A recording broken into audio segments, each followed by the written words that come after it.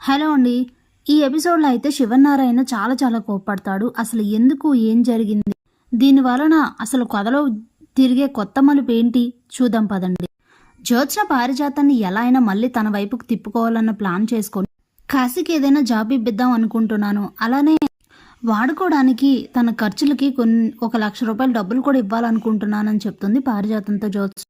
ఇవన్నీ కాదు, ముందు చేయాల్సిన పని ఒకటుంది అని అంటుంది పారిజాతం. ఏంటి అని అడిగితే ముందు వాణ్ణి గౌరవించడం నేర్చుకో అని అంటే, నాకంతా తెలుసులే గ్రాని, వాడు నా సొంత తమ్ముడు అంతే కదా అని అంటే, ఇంతలోనే కార్తీక్ వచ్చి ఏంటి కాశీ నీ సొంత తమ్ముడు అలా ఎలా అని అడుగుతాడు. దాంతో ఇద్దరు స్టన్ అయిపోతారు. ఈ టైంలో ఇదేంటి ఇలా జరిగింది అనుకుని ఆలోచిస్తూ ఉంటారు ఇద్దరు. అప్పుడే అవును బావా, సొంత తమ్ముడే, ఏ బంధం ఉందని దీపని కాశీ అక్క అని పిలుస్తున్నాడు. అలా పోలిస్తే నాకే కాశీ దగ్గర చుట్టూ, అయినా ఎవరేంటి అని ఆరా తీయడం కాదు. అసలు ఇంత జరిగిన తర్వాత నువ్వు తనని పట్టించుకున్నావా? చెల్లెలు భర్తే కదా, చూసుకోవాలని తెలీదా? ఏ సవతి కూతురు కదా, నాకే సంబంధం అనుకుంటున్నావా అని అడుగుతుంది జ్యోత్స్న. పెదమేడం గారు చాలా పర్సనల్కి వెళ్ళి మాట్లాడుతున్నారు, అంత అవసరం లేదు. ఎందుకంటే ఎవరితోనూ చెప్పించుకునే పరిస్థితుల్లో నన్ను నా తండ్రి ఉంచలేదు. తనకి మేమంతా ఉన్నాం, ఏం చేయాలో ఎలా చేయాలో మాకు బాగా తెలుసు, మీతో చెప్పించుకునే అవసరం లేదు అని చెప్పేసి అక్కడి నుంచి వెళ్ళిపోతాడు కార్తీక్. ఇక దాంతో అలా ఆలోచిస్తూ బయటకైతే వస్తాడు.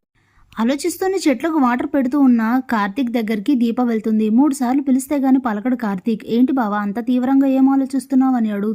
ఏం లేదులే అని అంటే, ఏమైంది చెప్పు అని అడిగితే, ఆ ఆలోచనలో ఉన్న కార్తీక్ దీపకి తెలియదు అన్న విషయం, చెప్పలేదన్న విషయం మర్చిపోయి, అదే మరదలా కాశీకి జాబ్ పోయింది కదా, మరి నువ్వు పట్టించుకునే అవసరం లేదా అని జ్యోత్స్న నాకు క్లాస్ పీక్తో అని చెప్తాడు. స్టన్ అయిపోతుంది దీప.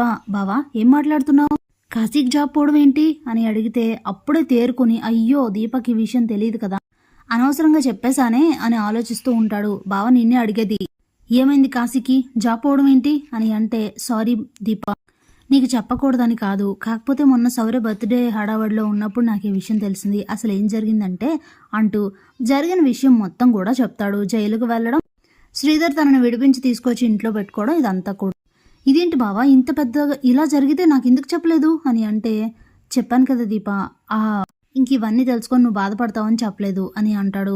మరి మామయ్య గారు బయటకు తీసుకొచ్చారా, నిజమేనా అని అడిగితే, అవును దీప, బయటకు తీసుకురావడమే కాదు, వాళ్ళని మా నాన్న వాళ్ళ ఇంట్లోనే పెట్టుకున్నాడు కూడా అని అంటే, అవునా, నమ్మలేకపోతున్నాను అని అంటుంది దీప. అసలు దాస్మామయ్య అయితే జ్యోత్స్నని హెల్ప్ అడిగాడట. అడిగితే తను చేస్తానని చెప్పి చివరి నిమిషంలో హ్యాండ్ ఇచ్చిందట. నాకు తెలిసి జ్యోత్స్న ఇదంతా కావాలని చేసుంటుంది అని చెప్తాడు కార్తీక్.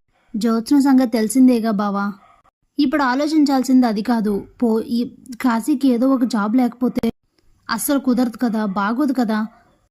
జాబ్ ట్రయల్స్లో ఉంటూ పాపం కాశీ ఎంత ఇబ్బంది పడుతున్నాడో ఏంటి, ఒకసారి వెళ్ళి చూసొద్దాం బావా అని అంటే, వద్దు, అందరం వెళ్ళి ఈ విషయం గురించి మాట్లాడితే కాశీ ఇంకా బాధపడతాడు, అందుకే నేను వెళ్ళలేదు అని చెప్తాడు. సరే అని చెప్పి దీప అక్కడి నుంచి వెళ్ళిపోతుంది. ఇక దూరం నుంచి శివనారాయణ అయితే వీళ్ళిద్దరు మాటలు వింటారు. జరిగింది అంతా, అయ్యో ఇదేంటి ఇంత జరిగితే పారిజాత నాతో ఒక మాట కూడా చెప్పలేదు, దాస్ కూడా ఓ మాట అనలేదు నాతో, అయినా ఈ జ్యోత్స్న ఏంటి ఇంత దారుణంగా తయారవుతుంది అని చెప్పి దశరథ్ని పిలిచి జరిగింది మొత్తం చెప్తారు శివనారాయణ. అసలు కనీసం గౌతమ్తో తన పెళ్లి జరగకుండా ఆగడానికి గల కారణం దాసే కదా, మరి తన కొడుక్కే ఇలాంటి పరిస్థితి వచ్చినప్పుడు జ్యోత్స్న హెల్ప్ అడిగినప్పుడు వెళ్ళి చెయ్యాలని తెలీదా? ఎందుకు ఆ జ్యోత్స్న ఇంత దారుణంగా తయారవుతుంది? అసలు ఏంటి దశరథ ఇదంతా అని అంటే, అదే నాకు అర్థం కావట్లేదు నాన్న, చాలా విషయాలు క్లారిటీ రాకుండా పోయాయి. అందుకే జ్యోత్స్న దాసుని ఎందుకు చంపాలనుకుంది, ఇప్పుడు ఎందుకు కాశీకి హెల్ప్ చేయలేదు, ఇవన్నీ తెలుసుకోవాల్సిన అవసరం ఉంది అని మనసులో ఆలోచిస్తూ ఉంటాడు. అప్పుడే చూడు దశరథ, ఏదో ఒకటి చేసి దాస్ చేసిన సాయానికి మనం రుణం తీర్చుకోవాలనుకున్నాం, ఇదో మంచి అవకాశం.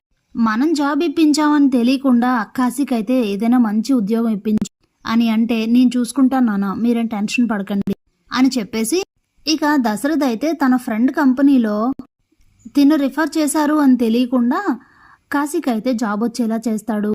చాలా హ్యాపీగా ఫీల్ అవుతారు స్వప్న వాళ్ళందరూ.